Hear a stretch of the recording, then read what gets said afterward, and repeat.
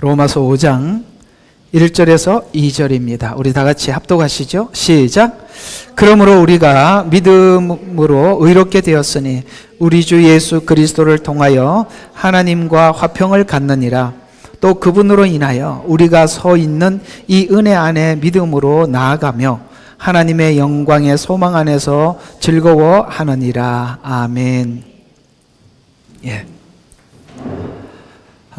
이제 5장부터는 이제 4장까지가 어떤 이야기로 끝이 났는지 한번 잠깐 성경을 통해서 보도록 하겠습니다. 자, 이렇게 끝이 났어요. 자, 4장 24절, 25절 한 번 더 읽어보면 좋겠죠? 시작. 의롭다고 여김을 받을 우리들 때문이기도 하니 곧 예수 우리 주를 죽은 자로부터 살리신 그분을 믿는 자들이라. 예수께서 우리의 범죄함을 인하여 드려지셨고 우리를 의롭게 하심을 위하여 다시 일으키셨느니라. 아멘. 우리가 성경에서 하나님께서 우리에게 계속 밝히고 싶은 한 가지가 있다면 내 아들인 예수님께서 왜 이 땅에 오셔서 죽어야 했는지, 또 하나는 왜 부활을 해야 했는지를 창세기부터 요한계시록까지 밝혀주셔서 우리가 그 예수님께서 나를 위해서 죽으신 것이 무엇인지를 우리가 믿음으로 어떻게 받아들여야 하며, 나아가서 부활은 우리에게 무엇인지를 알게 해주고 싶어 하시는 것이 성경 전반에 하나님께서 우리에게 전하고 싶은 메시지 중에 중요한 것이죠. 근데 죽음은 무엇이고 부활은 무엇인가에 대한 하나님 앞의 질문을 오늘 여기는 25절에 교리적으로, 이 굉장히 중요한 교리적인 하나님 결론인데요. 자, 왜서 죽으셨다고요? 범죄함 때문에 죽었답니다. 우리 범죄함 때문에 죽었다. 십자가에 죽으셨다. 그 다음에 왜 부활했다고요? 우리를 의롭게 하기 위해서 부활했다. 이렇게 말씀하고 있습니다. 우리는 다들 그렇게는 알고 있죠. 내 죄를 대신해서 십자가에 죽으셨습니다 는 알고 있는데, 부활을 왜 했느냐라는 의미 안에서는 의롭게 하기 위해서 부활하셨다라고 말씀을 하고 있습니다. 그러니까 우리는 실제적으로 복음에 대한 이해를 어느 쪽에서 많이 하고 있냐면, 비중이 있냐면 죽으심에 대한 비중은 있어요. 그러니까 나를 위해서, 죄를 위해서 죽으셨다라는 것은 알겠는데, 의롭게 하기 위해서 부활했다는 말은 무슨 뜻이냐를 모르면 우리의 삶이 하나님 앞에 그 의롭다고 하신 그 의가 삶으로, 의로운 삶으로 이어지지 않는다는 거죠. 이해가 가십니까? 그냥 내 죄를 십자가에 죽으셨다라는, 그래서 나는 구원받았다 이렇게 가버렸단 말이죠. 그 구원받았다는 너무나도 많은 부분들을 건너뛰어 버려요. 의롭게 된 것이 무슨 뜻인지도 모르고. 아시겠어요?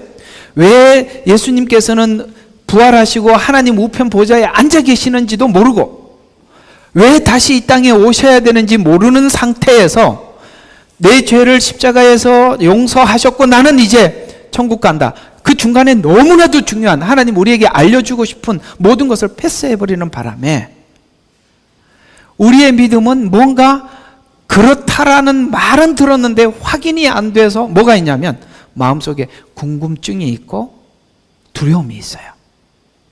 이런 걸 이용하는 사람이 이단입니다. 왜? 정말 배워야 될 부분들은 십자가의 죽음까지는 누구나 소화할 수 있고 쉽게 접근할 수 있는 이야기예요. 왜냐하면 죄인이라는 것을 아는 사람들은 그 십자가의 은혜를 알게 되지만, 그 다음에 부활에 대한 의미서부터 우리가 차근차근 믿음을 가져야 재림을 기다리는 성도가 되는데, 이 부분들에 대한 설명이 너무나도 모자라는 바람에 그 틈을 비집고 들어와서 우리로 하여금 우리가 가던 길을 잘못된 방향으로 자꾸 우리 시선을 끌고 방향을 바꾼다는 것입니다. 그래서 오늘은 이제 5장에서는 의롭게 되었다라고, 의롭게 됐다라고 끝이 났단 말이죠. 근데 그 의가, 잘 봐요. 그 의가 내가 근거가 돼서 의롭게 되었어요? 아니면은 그분 때문에 의롭게 된 거예요?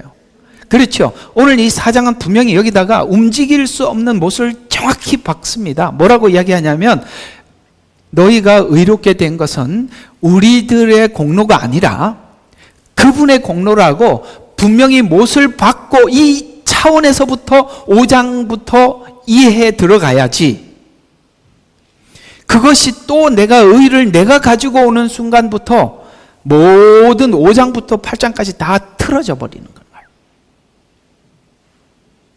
아브라함이 어떻게 의롭게 되었다고 15장에서 의롭게 됐다고 했잖아요. 창세기 15장. 우리가 누누이 이야기했던 겁니다. 22장이 아니에요. 근데 15장에 있는 의가 22장에 의로, 삶으로 발전해 가게 되어 있다라고 하는 말씀이 오늘 이 로마서도 똑같이 그렇게 구도를 잡아놓고 가는 겁니다.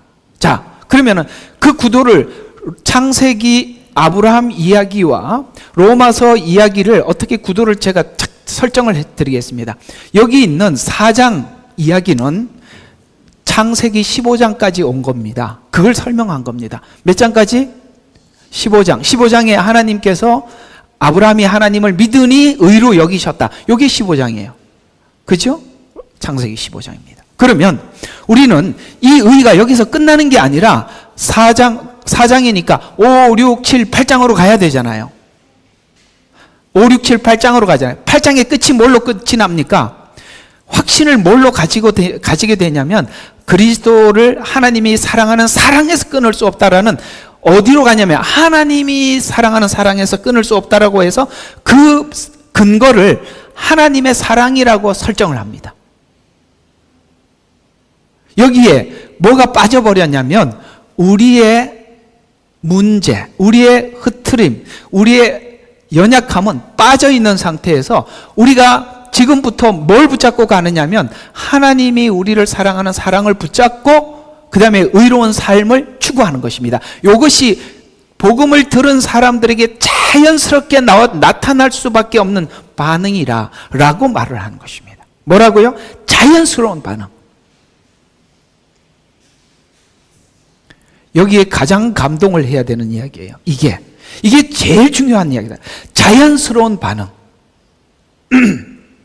이것이 여러분들에게 강요된 반응으로 나온 거는 무조건 나중에 문제가 됩니다. 강요된 반응은. 그러나 자연스러운 반응으로 나타날 수밖에 없는 것이 구원이 주시는 특별한, 특이한 은혜라는 것이죠. 그래서 오늘은 이제 4장까지 의롭게 되었다라고 얘기하니까 이제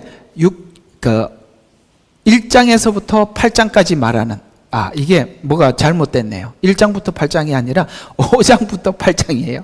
잘못 적었습니다. 5장에서부터 8장에서 말하는 구원의 분명한 증거들이라는 내용을 가지고 이제 5장부터는 조금 차원이 다른 이야기예요. 여기는 4장은 창세기 15장이니까 이제 15장에서부터 22장으로 가는 거예요. 사랑에서 끊을 수 없느니라. 하나님께서 아브라함이 이삭을 드린 사건. 이제 이쪽으로 쭉 가는 그 중간에 있는 과정 안에 우리가 일단은 전체의 그림을, 방향을 잡아놓고 이제 하나하나 설명해 가 보도록 하겠습니다. 자, 오늘도 정신을 바짝 차리시되 이야기가 좀 복잡해질 수도 있어요. 여기서부터 잘 따라오셔야 이제 5장도 잘 따라오고 6장도 이렇게 계속 따라오니까 정신 차립시다. 자, 4장까지 설명했던 내용을 이해되었을 때 뒤에 따라오는 필연적인 현상들, 여기 말하면은 이제 우리가 믿어서 의롭게 되었다. 그러면은 할렐루야 하나님 감사합니다 하고 뒤돌아가지 않고 우리는 그게 너무나도 이게 이렇게 되는 거죠. 우리가 믿어서 의롭게 되었어요. 우리가 정말 의를 추구하고 왔는데 하나님께서 믿어서 의롭게 되었는데 이게 사실 우리에게 순간 확 와닿는 이야기예요? 아니면 이게 너무 크니까, 여러분 예를 들어서 여러분들이 로또가 지금 제일 그냥 얼마야? 제일 한 하여튼 모르겠습니다. 엄청난 걸 돼서 그러면 그거 막 당연하다 그렇게 생각하는 하는 사람 여기 있어요, 없어요? 없죠. 이게 웬일이지? 너무 놀랄 수밖에 없어요.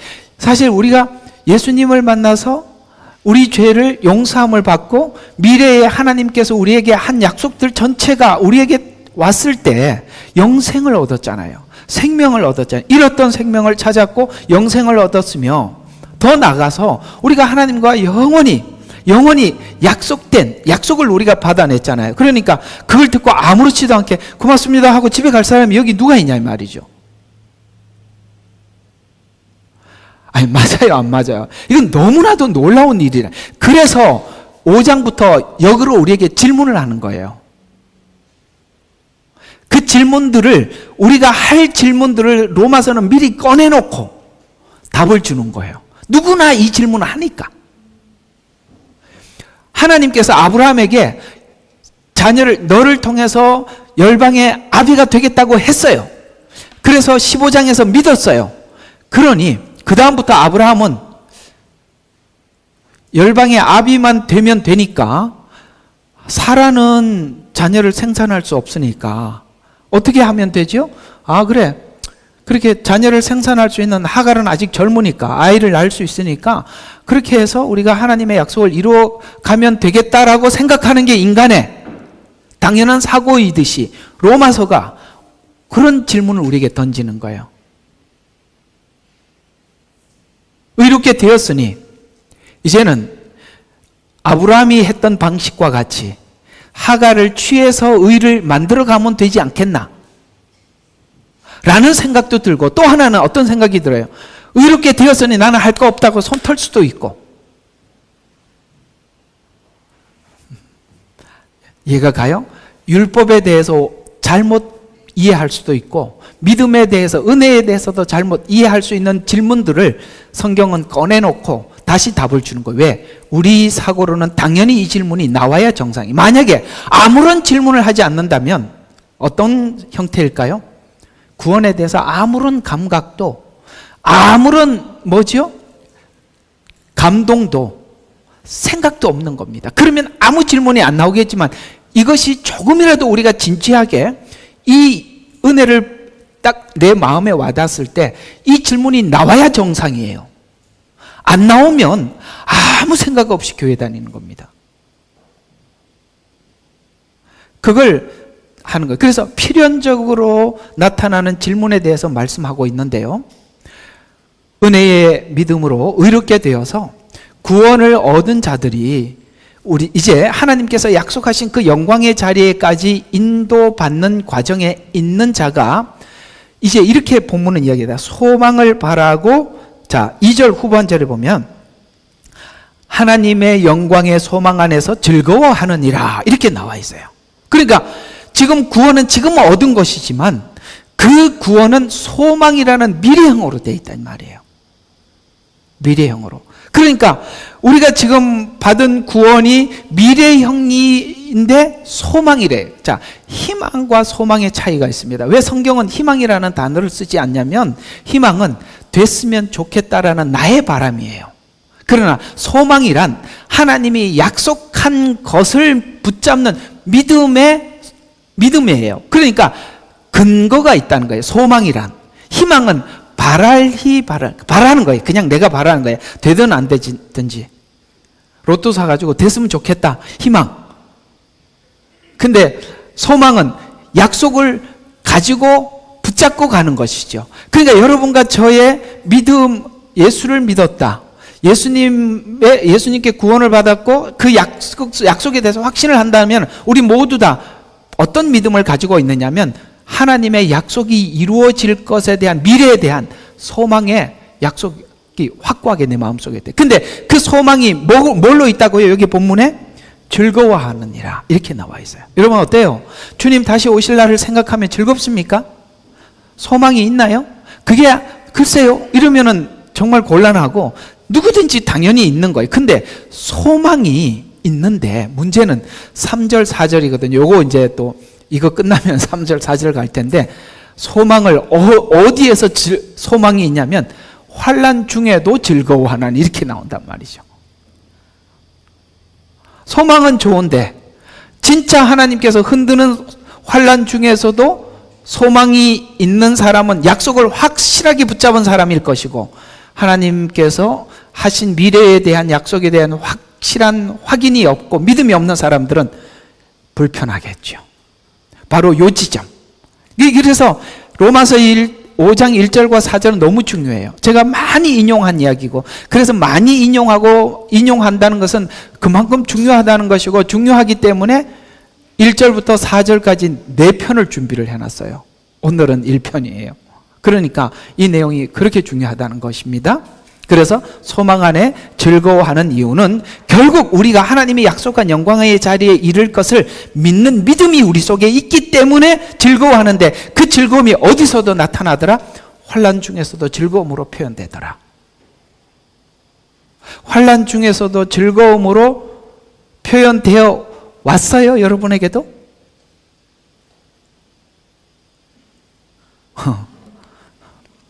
대답을 스스로 하셔야 됩니다. 그래서 신자가 된 후 구원의 최종 목적이 소망이라고 말씀하고 있는데, 최종 목적이 소망이라면 신자의 마음속에는 약속을 믿는 믿음이 있기 때문에 소망이 있다는 것입니다. 약속을 믿는 믿음. 어제 제가 이렇게 글을 쭉쭉 쓰면서 이렇게 막 세상이 막 혼란스러운 세상이 되고, 요한계시록에 막 이렇게 나오는 인재앙들 있잖아요. 전쟁, 기근, 미혹, 그 다음에 뭐 전염병, 뭐 이런 것들이 막 혼란스러운, 막 그게 막 마지막에는 막 그게 엄청나게, 그게 이제 1, 2, 3, 4제 인재앙이거든요. 근데 이 상황이 왔을 때 하나님 앞에 이 소망, 주님께서 약속하신 그 지점, 주님의 재림, 그 이후에 있을 하나님의 약속들, 이 지점에 가 있는 사람은 이 환난에 휩싸이지 않아요. 근데 이게 약속이 확고하지 않는 사람들은 이제 여기에 막 휩싸이는 거예요. 하여튼 그 내용 어제 굉장히 중요한 거니까 자세히 한번 읽어보면 생각해 보세요.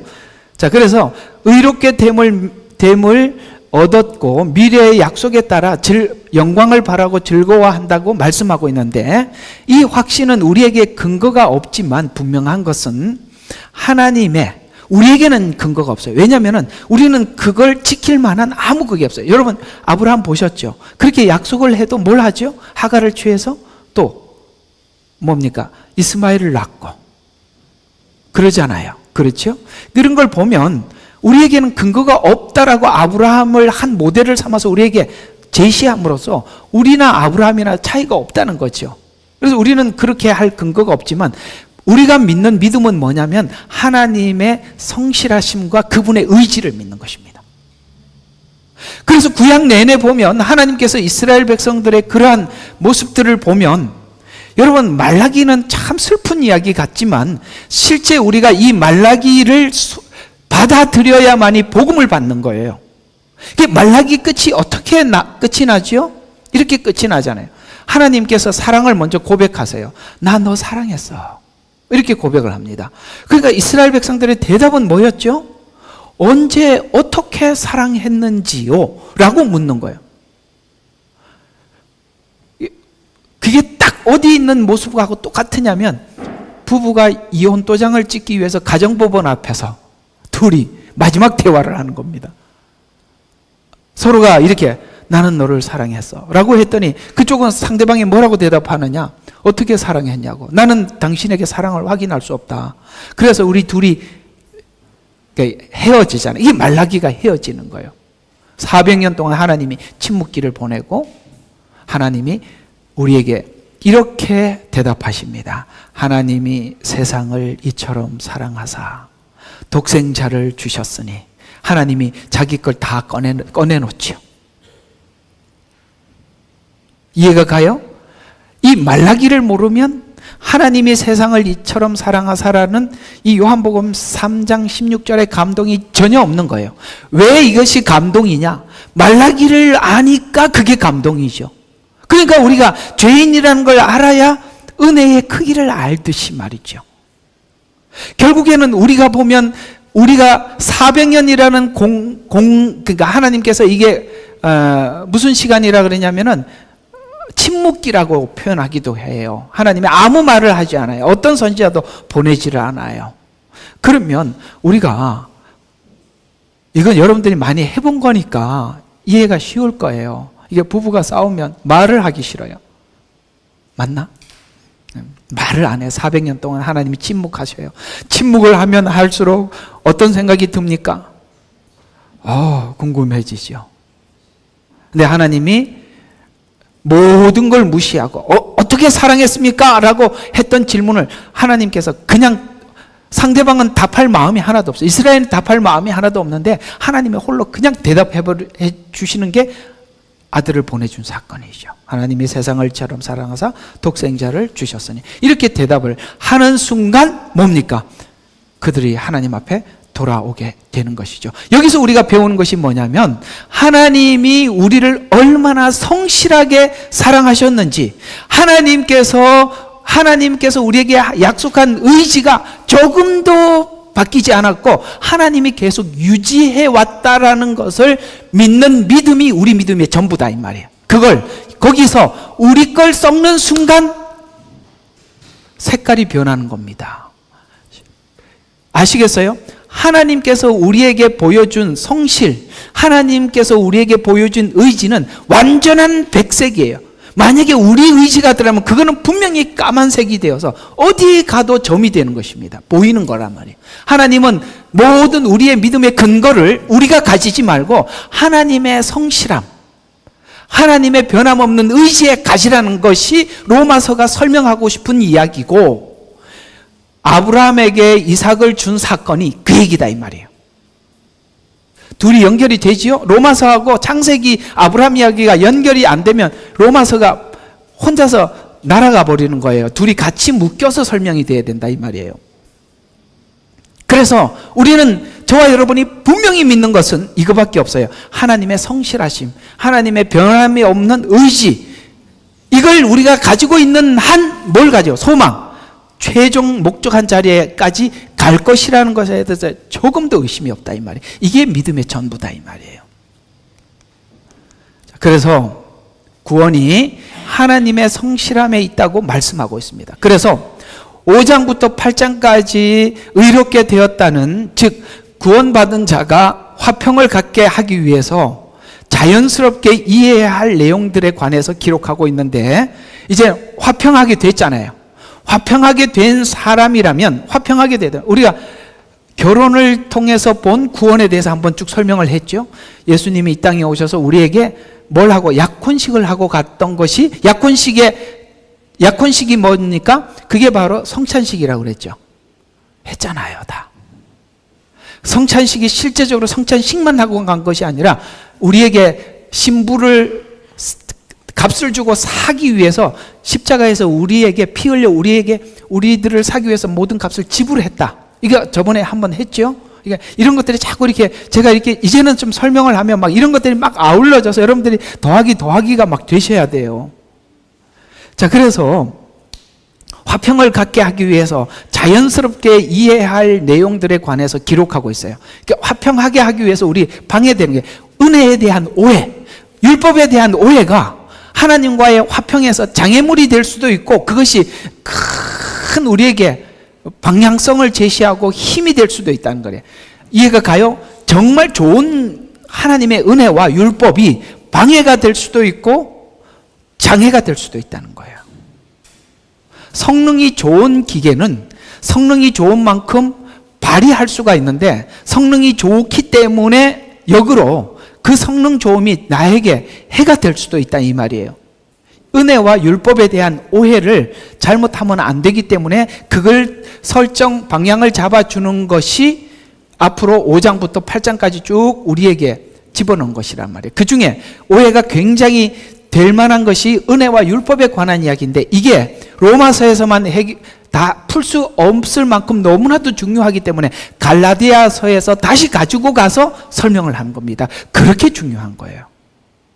저는 이게 구약부터 신약까지 제가 설교를 하고 강의를 하면서 느끼는 게 뭐냐면, 가장 중요한 이해가 율법에 대한 이해와 은혜에 대한 이해에 대한, 이게 정확하지 않으면, 그리고 대부분 이걸 정확하게 이해하고 있는 사람이 굉장히 극소수예요.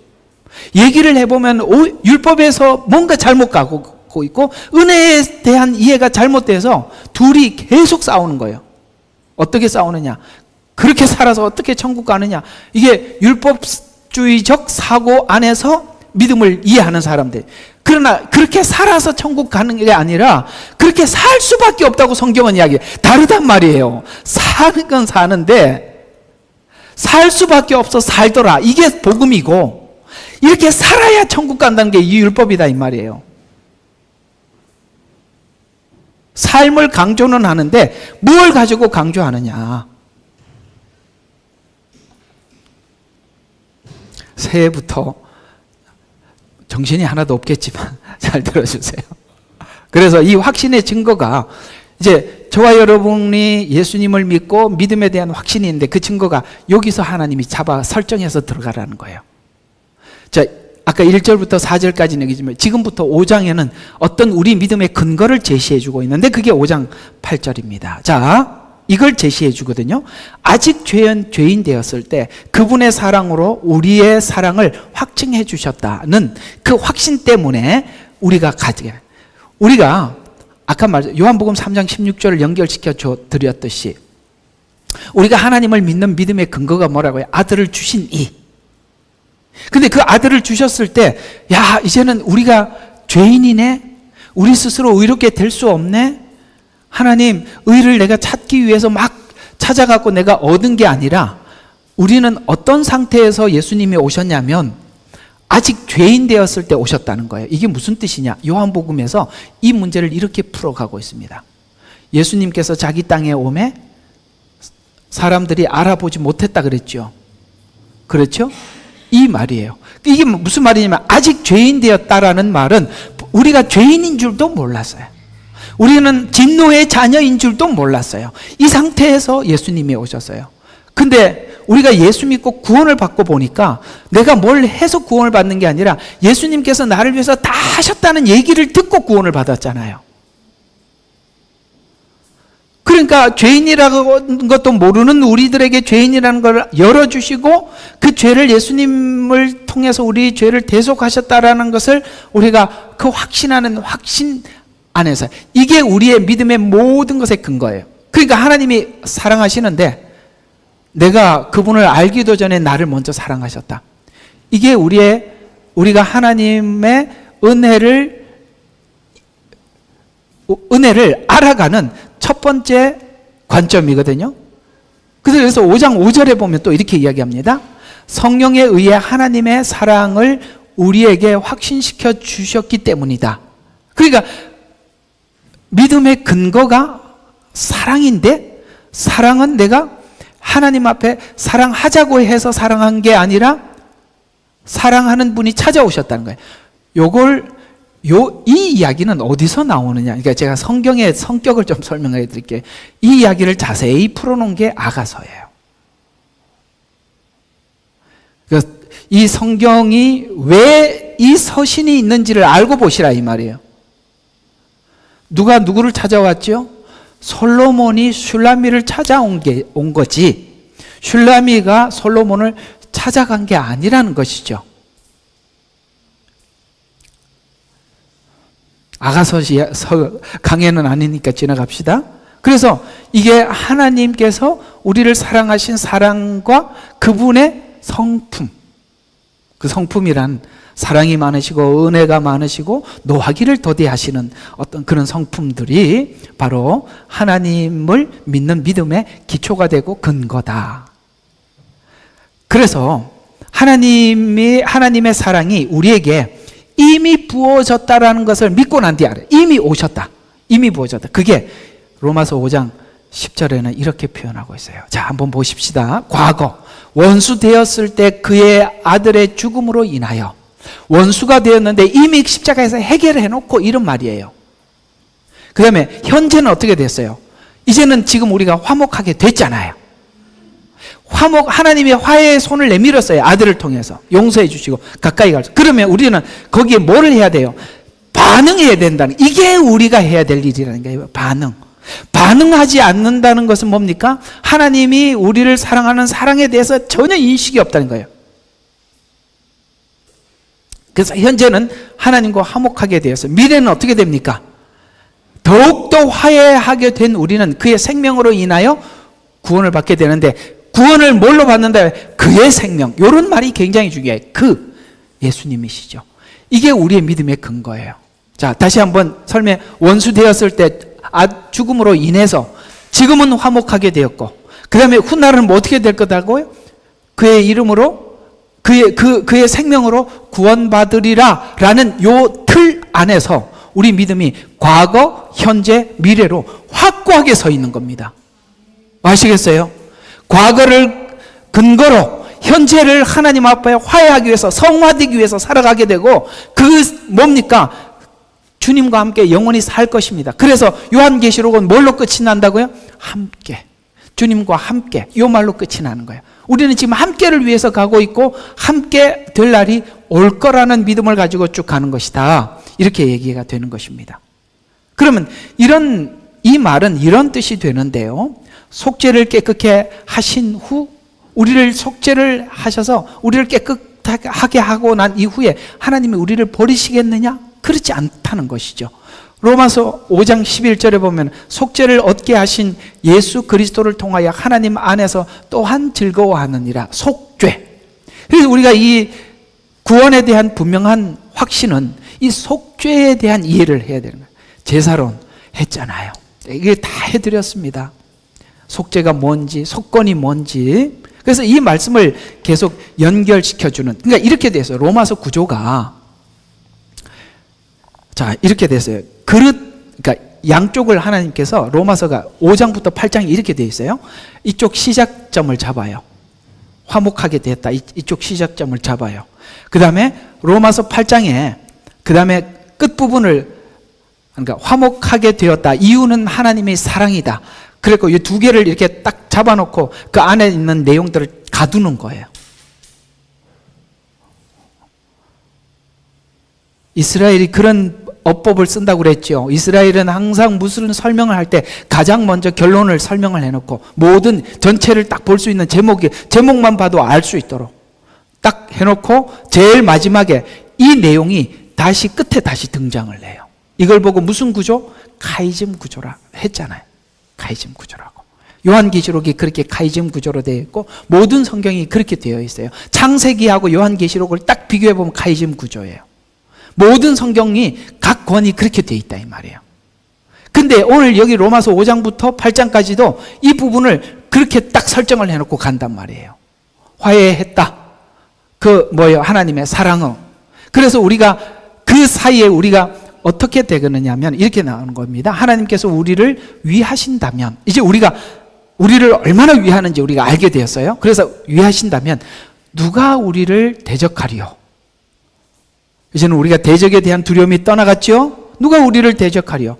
자기 아들을 아끼지 아니하시고 우리 모든 사람을 위하여 내어주신 분이 어찌 그 아들과 함께 또한 모든 것을 위하여 값없이 주시지 않겠느냐? 맞죠? 그러면 이게 뭐죠? 이게 이제 잘못 가는 게 뭐냐면 구하라 찾으라 두드려라 하나님의 아들을 주신 것처럼 너희들에게 필요한 것을 채워주, 이 말이 아니라 지금 뭘 설명을 하려고 그러지요? 아들을 주시니가 우리에게 값없이 주시지 않겠느냐는 뭐지요? 뭘까요? 성화를 위해서, 주님을 닮아가기 위해서 구하는 걸 더 이상 주지 않을 이유가 없다. 목적이 뭡니까? 우리 영혼을 위해서 아들을 주셨다면 앞으로도 계속 줄 이유는 우리 영혼을 위해서 주시는 것이지, 우리는 그걸 우리가 육신의 것을 채워주시는 하나님으로 살짝 바꾸는 거예요. No, 그게 아니에요. 그러니까 여러분들이 주님 앞에 변화를 위해서 하나님 앞에 구하면 하나님은 즉각 응답해 주신다는 거예요. 왜? 하나님은, 우리는 세상의 육신을 생각하고 있고 주님은 영혼을 생각하고 있는, 우리가 바라보는 시각이 어디냐에 따라서 다르다 이 말이에요. 어제 제가 말씀드린 의도가 그 얘기예요. 목적지를 정확히 보라는 거예요. 그래서 아들을 아끼지 않을 만큼 최고의 희생을 하신 하나님이 무엇을 아끼시겠느냐? 그래서 과거에 부르시고, 현재는 뭐예요? 의롭게 하시고, 미래에는 영화롭게 하시느니라 라는 이 세 가지 불렀다. 그 부르는 과정들을 한번 생각해 봐요. 신비롭지요. 좀 여러분과 제 생애 속에 안 믿어지는 사람들은 아무리 예수님 이야기를 안 믿는데 우리는 확실하게 믿는데 왜 이쪽은 안 믿을까? 근데 이렇게 생각해 봐요. 여러분들도 원래 안 믿어야 정상이지. 아닌가? 저 바깥에 있는 사람들이 이상한 게 아니라 맨정신이라니까요. 그냥 당연히 사람이 안 되는 게 정상이에요. 왜냐하면 빛이 왔는데 어둠이 깨닫지 못해 정상이거든요. 근데 우리는 빛이 왔는 걸 봤어. 그러면 딱 한 가지 분명한 이유는 분명히 주님이 눈을 열어주시고 귀를 열어줬기 때문에 보이고 들리는 거예요. 그러니까 우리가 믿음이 내가 믿었다가 아니라 믿음조차도 은혜라는 거죠. 그 얘기죠. 그래서 우리가 불렀던 과정들을 생각해 보면 너무 신비로워요. 그 다음에 그 불러서 우리를 어떻게 했어요? 예수님으로 의롭게 했어요. 아까 부활하신 게 뭐라고요? 우리를 의롭게 하기 위해서 부활했다 그랬죠. 우리가 의롭게 되었어요. 근데요, 잘 들어요. 그러면 영화롭게 한다라는 미래의 약속, 이걸 보고 이런 예언을 보고 뭐라 그러냐면은 예언적 미래 완료형이라 그래요. 예언이에요. 예언은 완료가 될 수가 없어요. 아니나 안 그런가요? 미래는 완료로 표현할 수가 없어요. 우리에게는. 우리에게 어떻게 미래가 완료가? 나는 그렇게 된다. 이게 어떻게 가능해? 희망사항이지. 근데 성경은 뭐라고 이야기하느냐면 영화롭게 하셨대요. 근데 중간에 우리 생각에는 뭐가 있어야 되죠? 성화가 있어야 되는데 빠졌어. 성화의 정도에 따라서 되든 안 되든 이렇게 나가야 되는데 의롭게 되었다, 영화롭게 하셨다. 미래 완료형으로 설명한단 말이에요. 이걸 설명을 못 해내면 여러분들이 구원을 받기 위해서는 이렇게 해야 된다, 저렇게 해야 된다는 말 자체가 성립이 안 되는 거예요. 왜? 이걸 설명이 할 수가 없는 거예요. 왜 주님은 영화롭게 하셨다는 미래 완료형으로 설명을 하느냐 이거예요. 미래 완료는 하나님만이 할 수 있는 거예요. 하나님은 전 세계 느부갓네살 왕에게 세계의 판도가 이렇게 바뀔 것이라고 금, 은, 동, 철 얘기했지요. 근데 그건 뭡니까? 미래 완료형이라는 거 우리 눈으로 봤잖아요. 하나님의 그렇게 예언하고 안 됩니까? 분명히 됐습니다. 이후에 하나님께서 약속한 그대로 될 것입니다. 여기도 똑같아요. 우리가 뭘 가지고 확신하느냐?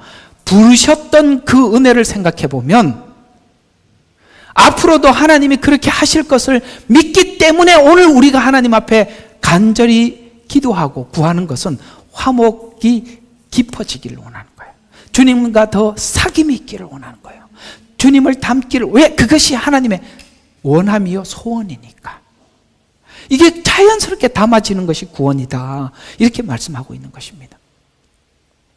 그래서 로마서 8장 30절 그러니까 예정하신 그들을 부르시고 부르신 그들을 의롭게 하시고 의롭게 하신 그들을 영화롭게 하셨느니라. 부르신 그들을 의로운 자들을 영화롭게 하셨다는 말을 기록해서 중간에 성화에 대한 기록이 빠져버리죠. 이것을 보고 예언적 과거라고 말하는데 부르셨던 과거와 같이 미래에도 영화롭게 될 날이 올 것이다라고 믿으라고 말씀하시는 것입니다. 그래서 구원의 성격 자체가 가지는 최종적 운명을 확보하여 설명하고 있는데 이 구원의 성격을 잘 이해하지 못하면 구원을 잘 이해하지 못하죠. 자, 여기서 한 가지 꼭 제가 짚고 넘어가야 될 부분이 있습니다. 그러면 여러분 절대 제게 이렇게 이야기하지 말아주세요. 난 제일 싫어하는 말이 이 말이에요. 그러면 한 번 구원은 영원한 구원이네. 이건요 정말 사악한 질문이라 그랬죠. 사람들이요 이 중간 과정을 설명을 해주려고 그러면은 그 중간 과정 안 들으려고 그래. 그냥 그럼 목사님은 지금 한 번 구원은 영원한 구원이라는 주장이네요. 언제 제가 그렇게 주장했습니까? 제가 지금 그런 주장을 하는 거예요? 그 얘기가 아니에요. 우리가 그런 말이 왜 나왔는지 모르겠어요. 그래서 우리 예레미야 눈물교회 주생명 선교교회는 절대 이 질문하지 않는다. 너무 화가 나는 질문이에요. 그렇지 않습니다. 우리가 하나님의 이 확정된 약속을 믿는 사람들이 우리가 하나님 앞에 지금 어떻게 나가야 하는지 살아야 하는지를 성경은 설명해 주려고 하는 것이지, 너 이제는 한 번 구원은 영원한 구원이네 라는 질문에 대해서 성경은 대답해 주고 있어요. 여기 로마서에서. 그러면 그 은혜를 받기 위해서 죄를 마음대로 지어도 된단 말이냐 라는 질문을 하는 거 똑같은 거예요. 한 번 구원은 영원한 구원이냐라는 말이 이해가 가요? 주님 은혜를 주셔서 구원 받았다며, 이제는 약속이 됐다며, 보장이 됐다며, 의롭게 하셨고 영화롭게 하신 다음에, 그러니까 이제 지금부터 마음대로 살아도 되겠네? 라는 질문을 여기 로마서 하고 있다 이 말이에요. 우리가 그런 질문을 할 줄 알고. 아시겠어요? 그거 아니라는 거예요. 그 다음에 설명 나오니까 그때 하도록 하고요. 그래서 이렇게 확대할 수 있는데, 로마서가 앞에서 구원을 이야기하고 그 구원의 성취 여부가 너에게 달려 책임을 져야 한다면, 우리에게 있다면 6장 7장이 성화의 실패 여부에 대한 내용으로 기록되어야 정상인데, 그러나 미래의 영화로 가고 있다는 거예요. 물론 영화의 상태에서 받는 상급은 달라요. 우리가 주님 만났을 때 상급은 달라요. 그러나 로마서는 하나님께서 예정하시고 계획하신 구원을 무엇으로도 방해할 수 없다고 설명하고 있는 중입니다. 지금 성경은 훗날 영화롭게 되었을 때 상급 이야기가 초점이 아니라, 우리가 일단은 주님 앞에 들어와서 구원을 받는 과정 속에 있었던 오해들, 이것이 하나님 앞에 어떻게 설정되어 있는지 이것만 설명하고 있는 부분이기 때문에 상급 부분은 설명을 안 한다. 이게 다른 성경에서 설명을 하고 있으니까 거기서 보충을 하면 됩니다. 자, 인간의 결정과 하나님의 예정을 이렇게 설명하면 정확하는데, 첫 번째, 하나님의 구원은 완성하셨고 또 완성될 것이 확실하다. 완성하셨어요. 십자가에서. 그렇게 완성하셨듯이 뭐라고요? 완성하실 것을 믿습니다. 시편에 수도 없이 우리에게 그런 믿음을 가지라는 거예요. 과거를 봐라. 하나님이 이러하시지 않았느냐. 미래도 그렇게 하실 것이다. 하나님께서 히스기야 때 18만 5천 명을 아수르 사람 그 병사들을 하나님께서 이스라엘 백성들 아무것도 하지 않고 해결했듯이, 마지막 시대 때 그런 적그리스도의 세력의 아마겟돈 전쟁, 그 다음에 유브라데 전쟁, 국가 마곡의 전쟁, 하나님 다 그걸 그렇게 과거를 근거로 미래의 약속을 하듯이 그 십자가 복음도 동일하게 우리 개인에게 구원을 그렇게 설명하고 있다. 그래서 완성하셨다. 그리고 완성될 것이 확실하다. 두 번째, 하나님의 구원의 완성과 계획의 완성이 확실하다는 것을 확신한다면, 우리는 이것이 진짜 복음 안에서 정확하게 전달되었다면 우리는 이렇게 반응해야 되는데, 이게 중요해요. 이게 너무 중요하다. 그래서 믿는다면 그 반응은 자연스럽게, 왜 두 번 적었을까요? 중요하니까. 자연스럽게 나타나게 되어 있다. 어떻게? 최종적으로 예수님을 만날 날을 준비하게 되어 있단 말이에요. 그런 인식이 당연히 있게 되어 있단 말이에요. 우리가 지금 우리에게, 사람들에게 이렇게 보이고 저는 별로 중요하지 않아.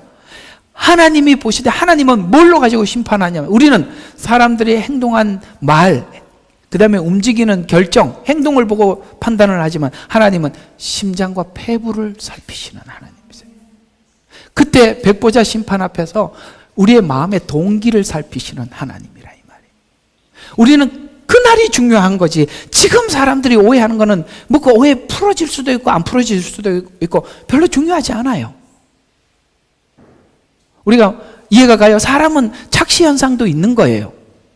남의 이야기를 듣고 자기 관점에서 푸는 거예요. 이해가 가요? 참 이상해요. 이렇게 저번에도 한번 이야기했지만, 아니 그 스트라스필드 가서 우리 사모님하고 이렇게 자주 이렇게 손을 잡고 가다, 이렇게 손을 잡고 가니까 어떤 분이 앞에 서서 이렇게 어떻게 되는 관계냐고. 그래서 저희 부인입니다. 그러니까 부인 이렇게 부부는 손잡고 다니는 예가 없다는 거야. 야, 이제 사람들이 그렇게 손을 잡고 가면 애인인 줄 아나 봐요. 그게 뭐냐면 자기 관점. 이해가 가요? 행동이나 말은 자기 수준에서 이해하는 겁니다. 그렇기 때문에 얼마든지 오해는 있을 수 있어요. 그걸 뭐 해결할, 사람들이 자기 자존심만을 위해서 사는 사람이야. 그 오해를 풀기 위해서 애써 다니겠죠. 그러나 그것이 안 풀어지도, 그는 그냥 오해로 남을 수도 있고 풀어질 수도 있어요. 그렇죠? 그러나 우리는 어디를 생각하느냐 하면, 사람들이 나에게 오해를 갖고 풀고 이게 중요한 게 아니라 뭐가 중요하죠? 하나님 앞에서 하나님의 판단이 어떠하실까? 오늘 조금 설교가 시간이 좀 걸려서 죄송합니다만 이 페이지가 5페이지예요. 줄일 수가 없어서 그랬습니다. 좀 힘들더라 좀 들어주세요. 그래서 우리 만날 날을 생각하며 살 수밖에 없는 것이 정상적인 복음을 받은 사람의 생각이랄까. 여러분들이 지금 뭘 생각하고 주님을 생각하며 뭘 생각하세요? 주님 앞에 서는 그날쯤 생각하고 계신다면 여러분들이 이 복음을 정상적으로 지금 소화하고 있는 중이라 이런 이야기가 되는 것입니다. 그래서 하나님의 말씀에 반응해서 간절히 원하는 마음으로 찾아간다면 하나님은 그 간절함에 영을 열어주셔서 말씀을 계시하여 주실 것이라는 것으로 잘 들어요. 인간의 자유의지와 하나님의 계획이 하나가 되는 겁니다. 무슨 뜻이냐? 구약 율법에서는 인간의 자유의지가 하나님의 말씀과 율법에 하나가 되지 못했어요. 왜 우리가 하나님의 말씀에 우리 자유의지가 하나가 되냐?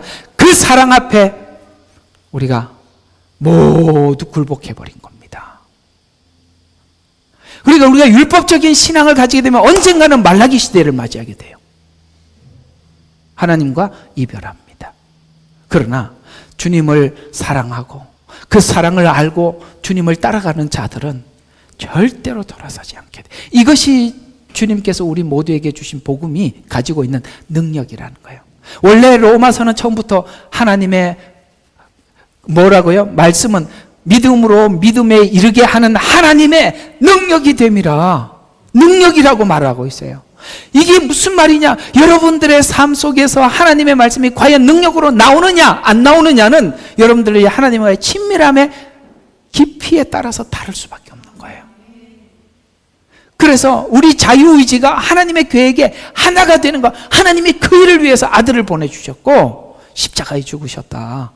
이 말이 복음이 말하고 있는 큰 외침이라는 말. 따라서 하나님의 계획이 완전함으로 나는 아무것도 할 것이 없다가 아니라 그 완전한 은혜의 계획을 들은 내가 하나님께 은혜를 진심으로 간절히 구하는 것 사이에서 믿음을 주시고 은혜를 깨닫게 해주시는 것으로 성화되어 가는 것이 정상적인 반응이라는 것입니다.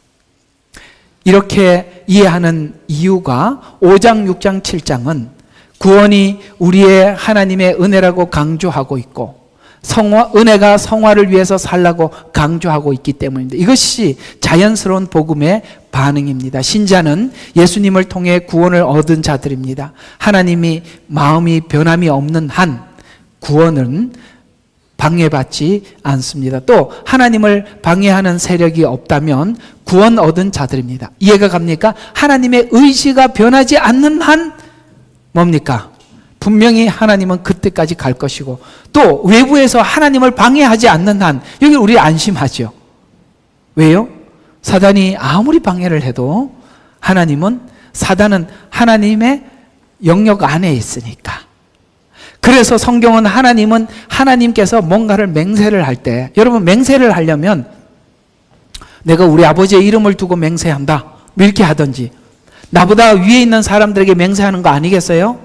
근데 하나님은 맹세할 리가 없어서, 성경은 그렇게 말하고 있어요. 맹세할 리가 없어서 내가 나에게 맹세하노니 이렇게 말을 해요. 그게 무슨 말이죠?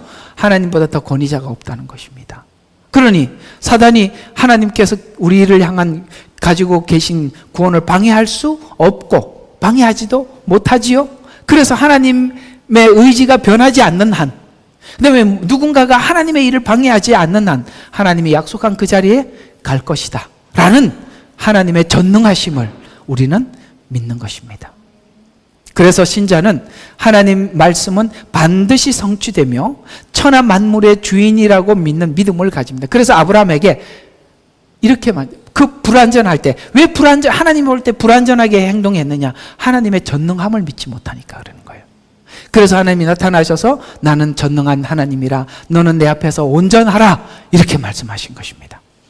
그래서 6장 1절에 그런즉 우리가 무슨 말을 하리오라는 의도는 6장의 내용을 보면 구원이 우리의 조건에 의해 생긴 것이 아니라면, 아까 말씀드린 것처럼 아브라함의 그 믿음은 하나님 은혜라면 우리의 조건에 의해서 우리가 구원을 보장하는 것이 아니라면, 우리 조건과 상관이 없다면 왜 우리가 힘써 신앙생활을 할 것인가라는 질문이 나오는, 예상되는 질문 맞아요, 안 맞아요? 당연히 맞지요. 은혜니까, 뭐 그렇게 그냥 은혜니까, 다 은혜니까. 이게 이제 지금 자유주의 신학에서 말하고 있는 만민구원. 종교다원주의는 하나님의 공의를 배제한 채 하나님의 사랑만 내세우는 바람에 모두가 이 종교다원주의에 공감하는 것입니다. 오늘 여기 6장이 그 부분을 바로잡고 있는 것이죠. 그 조건에 의해서 생긴 것이 아니라면 왜 우리가 힘써 신앙생활을 해야 합니까? 죄를 많이 지으면 은혜가 풍성하다는데 죄를 지어야 은혜가 더 우리에게 주어지지 않겠습니까? 왜 우리는 이런 질문을 하죠? 원래 본성이 약하니까. 우리 본성이 약해요. 그냥 준다 그러면 더 달라 그러고 왜 안 주냐 그러죠. 웃지도 않고 그러면 안 되죠? 그렇죠.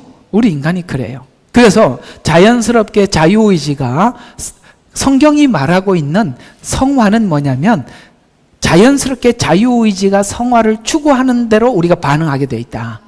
그게 바로 자발적 뭡니까? 하나님 말씀에 반응하는 것이죠. 그래서 정상적으로 이 은혜를 네가 소화했다면 이런 말이 나와야 정상이라는 거예요.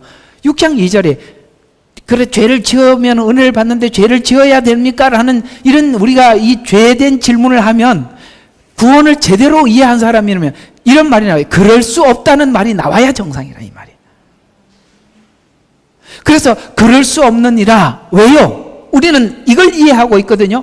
죄에서 죽은 우리가 어떻게 더 이상 그 가운데 살겠느냐. 이 말이 하나님 앞에 고백으로 나와야 네가 지금 복음을 제대로 이해하고 소화한 거다.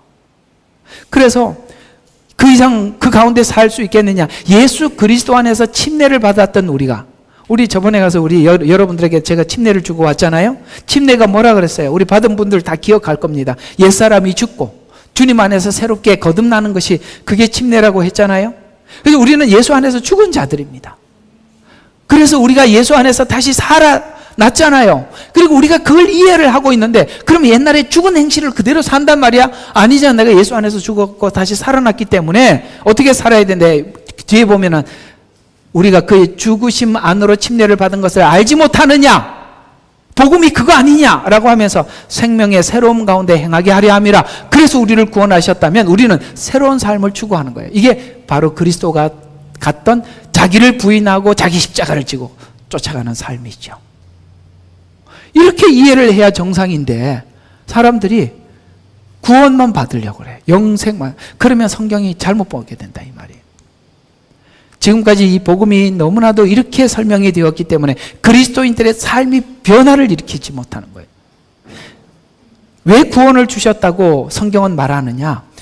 주 안에 침례를 받은 우리가 새 생명 가운데 살라고 구원하셨다고 하셨습니다. 이것이 바로 성화의 동기이고 원동력이고 하나님의 소원이라는 걸 우리 모두 다 알고 있다는 것입니다. 즉 이 말은 구원에 대한 내용이 아니라 성화는 구원이라는 은혜가 기초가 되어야 된다고 설명을 하고 있는 거예요. 그러니까 은혜가 기초가 되어서 성화된 것은 진짜 완전한 성화지만 그게 기초가 되지 않은 성화들은 늘 부작용이 나는 것입니다. 성경은 우리가 새 생명 가운데 살지 못하면 그 구원이 부끄러운 구원이라고 말합니다. 그래서 또 7장은 6장은 그런 설명이고 7장은 율법에서 건져주신 그리스도를 확인하고 있어요. 그러니까 율법에서 건져줬는데 또 율법으로 돌아가. 이것도 아니라 이 말이에요. 주고 있는데, 즉 우리가 어떻게 받은 구원인가를 확인시켜주고 있는데 7장 7절과 9절은 우리가 무슨 말 하리요? 율법이 죄냐? 결코 그럴 수 없느니라. 무슨 말입니까? 은혜로 들어왔으니까 이제는 율법이라는 하나님의 틀을 버려도 된다. 내가 이제 자유니까 내 마음대로 살아도 된다. 제가 이런 이야기 한번 했죠. 이승만 대통령이 우리가 하나님께서 우리를 자유를 주셨으니 다시는 종의 멍에를 매지 마라. 이래갖고 우리가 민주주의 국가가 됐다고 그래서 자유라고 국민들에게 선포를 했더니 지나가는 사람들은 뺨을 때리더라는 거야. 왜 때리냐? 그러니까 자유래. 오늘 7장에서 질문하는 거 똑같지 않아요? 하나님께서 우리를 율법에서 자유를 줬으니까 자유를 줬으면은 우리가 어떤 규범과 틀이 사라진 겁니까? 아니잖아요. 그 규범과 틀이 더 강해진 거죠. 예?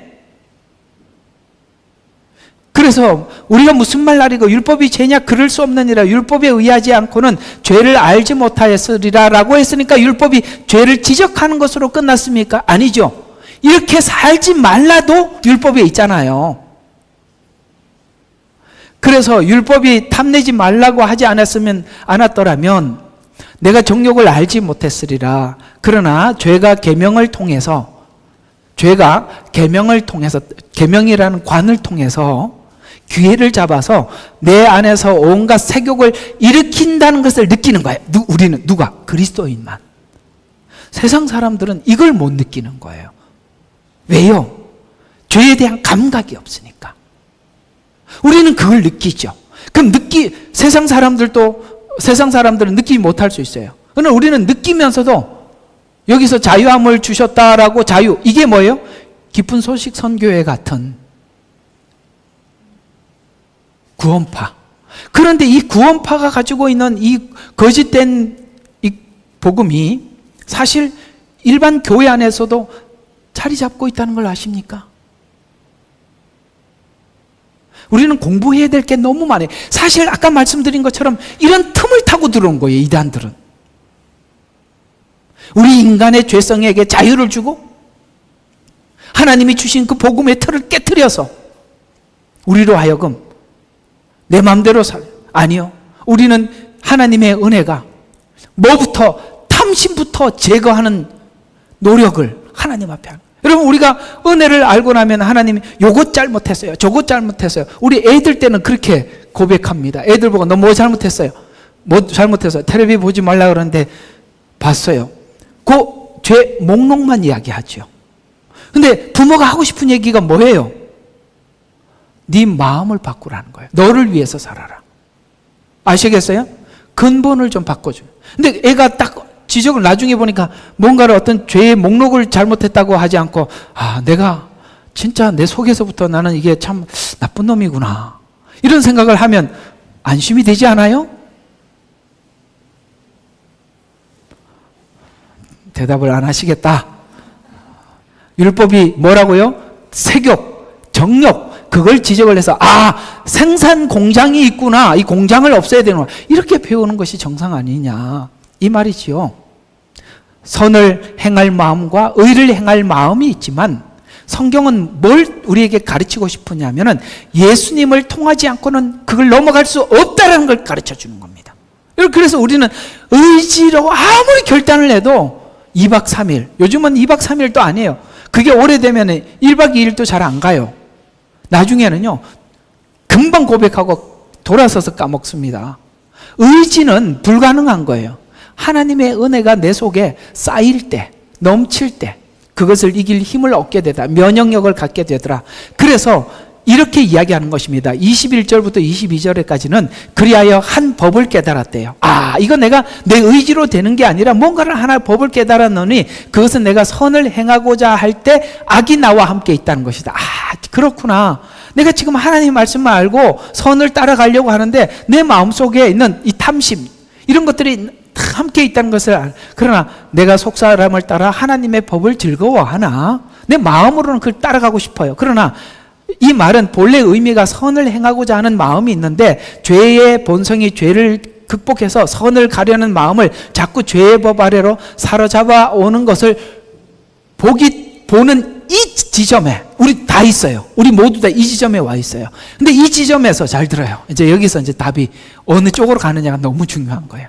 이 지점에서 딱 그 죄를 보고 이 지점에 왔을 때 사람들이 두 가지 반응이에요. 율법으로 자기를 끌고 가는 사람이 있는가 하면 은혜를 채워서 자연스럽게 결코 그럴 수 없는 이라는 자기 자발적인 마음 속에서 나오는 사람이 있어요. 이해가 가요? 여기서 바울이 복음을 듣고 뭘 깨달았느냐면 오라 나는 곤고한 사람이로다. 나는 안 된다는 거예요. 나는 안 된다. 이걸요 사람들이요 율법으로 해석을 대부분 하더라고요. 아니라고, 그 얘기가 아니라고요. 진짜 이거는 진짜 정말 이거 정말 토론하고 싶은 이야기예요.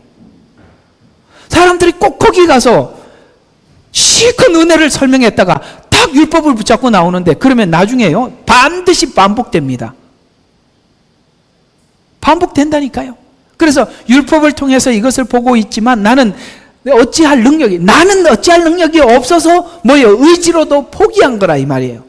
나는 어찌할 능력이 없다고 고백하고 있는 거예요. 그래서 결국 행할 때 나는 내가 원치 않은 것을 하지 못하더라. 또 나는 내 힘으로 거기서 벗어날 힘이 없어서 바울이 뭐라고 얘기합니까? 내 지체들 속에 또 하나의 법이 내 생각의 법과 싸워서 내 지체들 속에서 죄의 법으로 사로잡아 오는 것을 보고 있어요. 저 바로 이 지점에 누구나 다 와 있어요. 그러나 나는 비참해요. 거기서 내 스스로 벗어날 수 없으니까 여기서 답을 찾아요. 어떤 사람은 자기가 여기서 스스로 벗어나는 이게 율법주의예요. 그러나 은혜는 뭡니까? 누군가를 붙잡지 않고는 내가 못 이긴다. 그걸 배우는 거예요. 그게 복음이에요. 오늘 설교의 클라이막스입니다. 오케이? 이 지점에 누구나 와. 그러나 여기서 스스로 나오느냐? 누가 나를? 그래서 누구를 잡았어요? 사망의 몸에서. 내가 뭔가 이 율법이라는 죽음의 몸에 내가 함께 묶여 있다는 걸 인지하게 되었어요. 그래서 내가 내 스스로 지금 여기서 벗어날 수 없는 상태라는 것을 확인하면서 나를 구해낼 것인가 라고 하다가 딱 답을 찾은 게 복음 안에서 예수 그리스도를 통하여 예수 그리스도 우리 주를 통하여서 하나님께 감사하노라라는 말은 답을 찾았다는 것이죠. 그러므로 나 자신의 생각으로는 하나님의 법을 섬기지만 육신으로는 죄의 법을 섬기는 두 종류의 나를 내 안에다 넣고 매일매일 여러분들이 뭐 하는 거예요? 싸우는데 싸우면서 계속 뭘 경험하느냐? 하나님, 내 의지로는 실패하고 이스마엘을 낳고 하가를 통해서 이스마엘을 낳지만 하나님이 주신 것을 내가 소유하게 될 때 하나님, 나는 나를 모리아산에서 드릴 수 있습니다. 거기 그렇게 가는 거예요. 이제 둘이 구분이 되시겠어요? 이게 구분이 돼야 돼. 이게 구분이 돼야 돼. 여러분 앉아서요 은혜 받았다고 아무리 울어도요 나는 이제 안 믿기로 했어요. 울면 뭐해? 에? 성경은 자꾸 이야기하는 것은 여러분 너희가 감정으로 신학을 확인하려 하지 말라. 의지로 확인하려 하지 말라. 분명한 하나님의 말씀을 확고하게 내 안에 가두고 그걸 가지고 자료로 써라. 이렇게 얘기를 하는 거예요. 그래서 내 자신이 섬기는 육신의 죄의 법과 예수 그리스도를 통해 건지시는 하나님의 은혜와 대조해서 나의 구원의 근거를 철저히 하나님의 은혜에 초점을 삼고 안심하며 감사하고 있어요. 그래서 감사하노라. 그래서 6장은 믿음과 은혜에 대한 오해에 대한 설명이고 7장은 율법에 대한 오해에 대한 설명인데 이 내용을 설명하는 이유는 내가 얻은 구원이 내 마음에 있는 정신의 행위에 따라서 선택하는 것이 아니라 하나님께 있었다는 것을 확인하지 않고는 결코 절대 행함으로 승리하지 못한다고 강조하고 있는 것입니다. 이 빨간 글로 굵게 적은 건 제일 중요한 거예요. 뭐라고요? 하나님께 있었다는 것을 확인하지 않고는 결코 절대 행함에서 승리할 수 없다. 그래서 칭의가 성화를 만들어가는 거예요. 이것을 근거로 외치는 신앙 고백이 예수를 주라 시인하는 자리에서 이제 다시 8장 갔다가 다시 5장으로 다시 돌아왔어요. 그래서 예수를 주라 시인하는 자리에서 아까 5장 2절을 다시 이해를 해야 돼요. 뭐라고요? 영광을 바라고 즐거워한다. 이걸 전체를 알고 소망을 가지고 그 영광의 자리, 그 끝지점을 보고 지금 우리가 싸울 수 있는 거예요. 그러니까 이 말을 성경은 도리어 전체를 설명하고 다시 돌아오라는 거예요. 이 지점으로. 예? 5장 2절로. 그래서 5장 2절과 8장 1절 사이에서 이제 예수 안에는 있는 자들에게는 결코 정죄함이 없다. 왜요? 이거는 죄가 목적이 아니라 교정이 목적이다. 율법은 정죄로 들려서 무너지죠. 이해가 가요? 잘하라는 소리로 들려야지. 애들 야단치고 나면 꼭 그런 말을 해요. 혼났어. 이것만 기억이 남아요. 혼났다. 뭘 말했는지는 몰라. 그냥 혼났다. 우리 시엘이하고 이렇게 낚시를 하러 가면 뭐 이렇게 위험하잖아요. 그러니까 뭐 엄하게 말할 수밖에 없어요. 그런 뭐 설명을 하고 나면 울어. 왜 우냐 그랬더니 혼났대. 혼났다. 이것만. 여기 파도가 치니까 위험하고, 여기 돌에 넘어지면 빠지고, 이게 수영을 하면 이렇게 물이 흘러가니까 떠내려. 뭐 이런 설명을 하면 혼났다. 우리하고 뭐가 다르냐고요. 정죄함이 없나니. 교정을 위해서 주신 거예요. 문제를 지적해 준 거예요. 그들은 육신을 따라 행하지 않고 성령을 따라 행하느니라 와 연결이 된다. 성령을 따라 행해야 승리하는구나. 그래서 이렇게 되는 겁니다. 영광을 바라고 즐거워하느니라 라는 끝지점을 보는 와 예수 안에 있는 자들에게 결코 정죄함이 없나니, 이 둘이 연결이 되어 있어요. 5장하고 8장이. 우리는 영광의 자리에 갈 거예요. 가려면 지금 이 상태로는 너무 곤란해. 왜? 문제가 많거든. 그러니까 거기까지 가기까지는 지적을 받아야 돼. 그 지적을 받는 걸로 끝나는 게 아니라 누구는 지적만 해줘도 되는 사람이 있는가 하면 대부분 맞아야 돼. 그래서 환란이에요. 그건 이제 설명 다음 주에 할 겁니다. 환란. 맞지요? 우리 말로 안 되더라. 지금까지 여러분들이 지금까지 부모님한테 한 번 이야기하고 두 번, 세 번 들은 게 한 번도 없고, 똑같은 이야기를 두 번, 세 번 안 듣고 딱 한 번 듣고 듣자마자 다 해결한 사람이 손 좀 들어봐요. 아무도 없죠. 그때 야단치는 거 지금도 부모님한테 가면은 뭐라 그러냐면 너 어릴 때도 그랬어. 그런 얘기 듣지요? 예. 자, 그래서 이렇게 연결이 되어 있습니다. 해방되었다는 말을 믿는가? 라는 질문. 또 하나는 믿는 우리의 구원의 최종 자리에 간다는 것을 믿어라. 해방되었다는 걸 믿어라. 두 번째, 최종 자리에 간다는 걸 믿어라. 그러나 이제부터는 의를 행하는 것이 우리의 책임으로 남겨 있습니다. 구원의 성격 자체가 우리의 최종적으로 하나님의 존전에 갈 것을 시사하고 있습니다. 그래서 로마서 8장 31절 그렇다면 이런 일에 대해서 우리가 무슨 말을 하리요?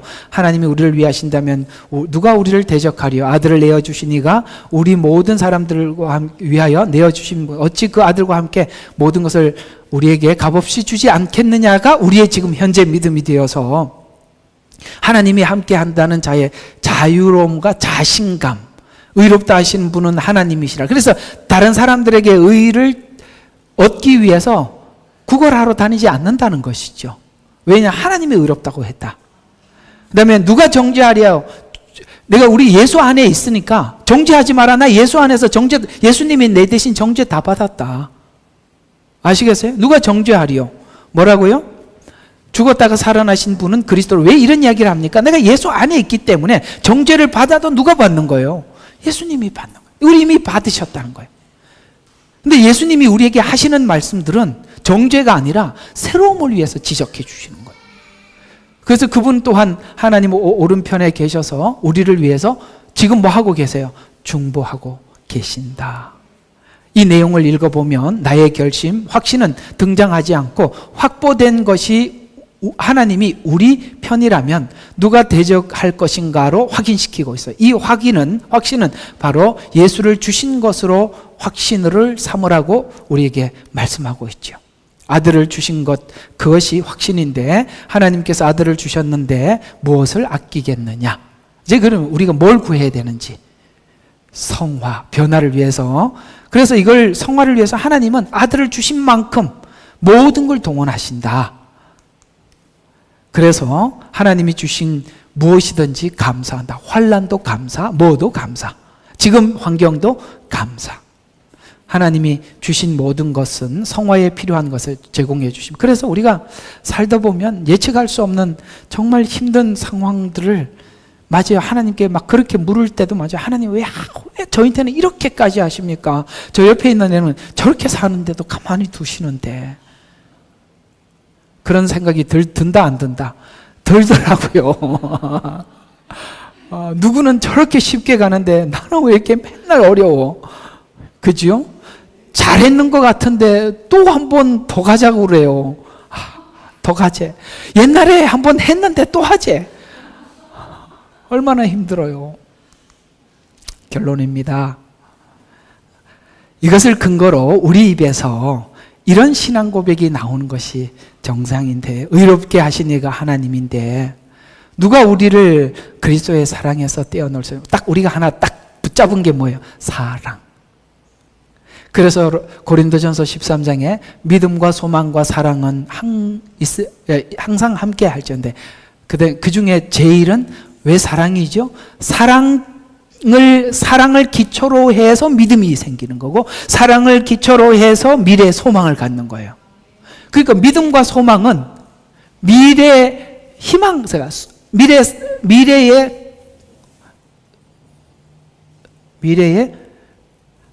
이게 소망이라는 거예요. 소망이 나와 있으니까 미래에 내가 가져야 될 어떤 기대라면, 예수님 만나면 믿음이 뭐가 필요 있어요?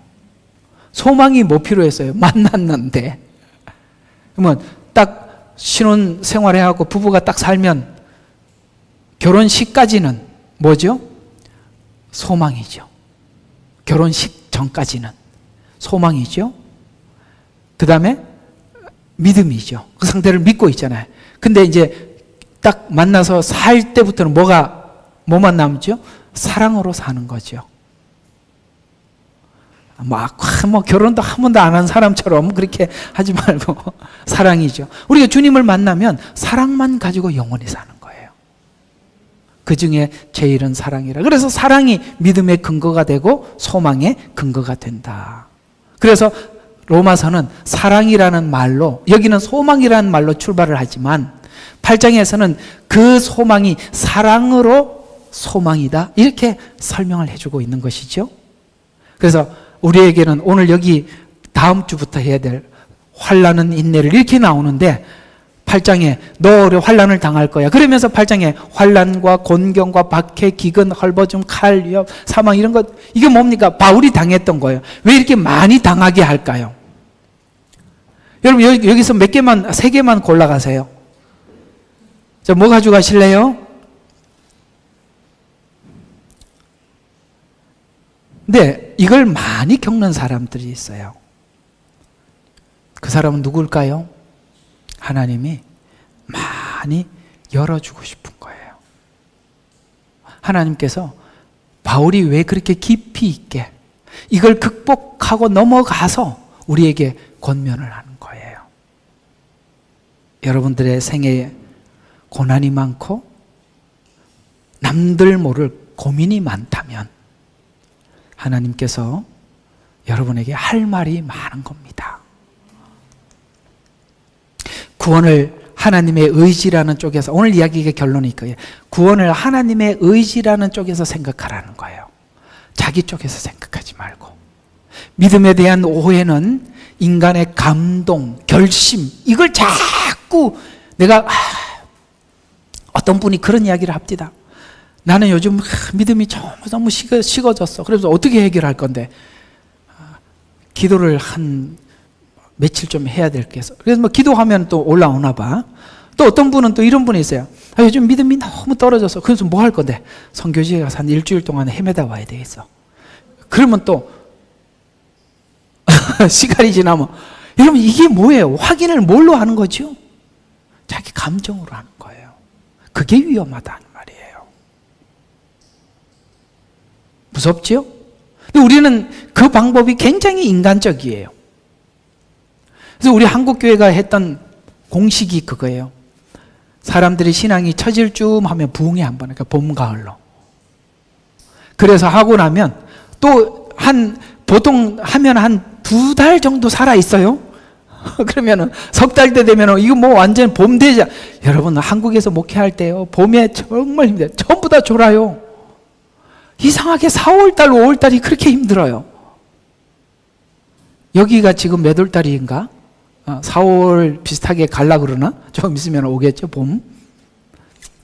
그러면 교회에서 꼭 그때쯤 사람들을 살리기 위해서 또 부흥회하면 또 두세 달 지나면 또 시들어요.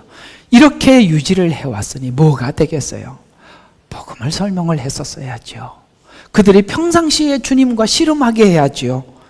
여러분, 싫다고 씨름하는 게 아니라 그 말씀을 우리가 은혜를 따라서 말씀에 순종할 것인가, 이것이 평상시에 누적이 되어야 하는데 그런 방식으로 신앙들을 관리하니 뭐가 되겠어요? 성경과 다르지 않아요? 그렇게는 우리 신앙이 관리가 되는 게 아니거든요. 그래서 감동과 결심이 너무 강조되고 있어서 확인하기 위해서, 확인이라는 하나님의 말씀을 근거 위에 확인하는 것보다 감동과 결심에 확인하는 많은 부작용이 이단이 난무하게 만드는 거예요. 이해가 가요? 이런 설명이 안 돼 있으니까 마음에 불안하니까 그 틈을 타고 들어오는 거란 말이에요. 하나님의 약속하신 말씀이 믿음의 근거가 되어야 됩니다. 이 모든 의심과 두려움에 우리가 자유함을 얻을 때 오늘 이 시국에 흔들리지 않고 우리는 가야 될 목적 지점을 정확하게 점을 찍어 놓고 그 길을 향해서 가는 것입니다. 하나님의 결정 속에 있었기 때문에 감동이 되고 결심이 있어요. 하나님의 결정을 가지고 우리가 감동이 되고 하나님의 말씀을 가지고 우리에게 믿음이 되고 결심이 되고, 그래서 하나님의 말씀으로 결정된 확인, 아시겠어요? 말씀을 가지고 결정된 확인이 감동이 되고 그 말씀이 결심이 될 때 흔들리지 않는다. 기도하겠습니다. 하나님 아버지, 감사합니다. 오늘은 참 이제 로마서 5장부터 8장까지 있을 그 중요한 틀을 잡아두었습니다. 아버지 하나님, 우리가 은혜를 거저받았다면 은혜를 마음대로 오용할 수도 있고, 또 은혜로 거저받았다면 틀을 버리는, 율법을 마음대로 버릴 수도 있는 것이 우리 인간이 생각하고 있는 지성의 한계이기에 그 문제들을 다루어 우리에게 정리시켜 주신 이 귀한 이 로마서 말씀을 하나님 잘 소화해서 아버지 하나님 곁길로 가지 않고 복음을 따라가는 우리 사랑하는 성도들이 다 되게 하옵소서. 예수님 이름으로 기도드렸습니다. 아멘. 예레미야의 눈물은 시대에 맞는 말씀 선포와 변질되지 않은 순수 복음을 외치고 있습니다. 함께 연결되어 하나님께 예배드리며 이 마지막 때에 하나님께 쓰임받길 원하시는 분은 카카오 채널로 연락 주시면 연락드리도록 하겠습니다. 고정 댓글에 채널 경고와 삭제에 대비한 예비 채널과 제2채널 링크를 올렸습니다. 이 채널 또한 구독 부탁드리겠습니다. 감사합니다. 우리는 역사상 가장 중요한 시점을 지나고 있습니다. 하나님께서는 하나님의 일을 하시기 전에 사람을 준비시키셨음을 우리가 알고 있습니다. 하나님 말씀은 마지막 때에 대추수, 대부흥의 때가 있다고 분명히 예언하고 있습니다. 아멘. 하나님의 말씀이 그대로 성취될 것을 믿습니다. 예레미야 눈물은 잠자는 교회와 영혼을 깨우기 위해 노력하고 있습니다.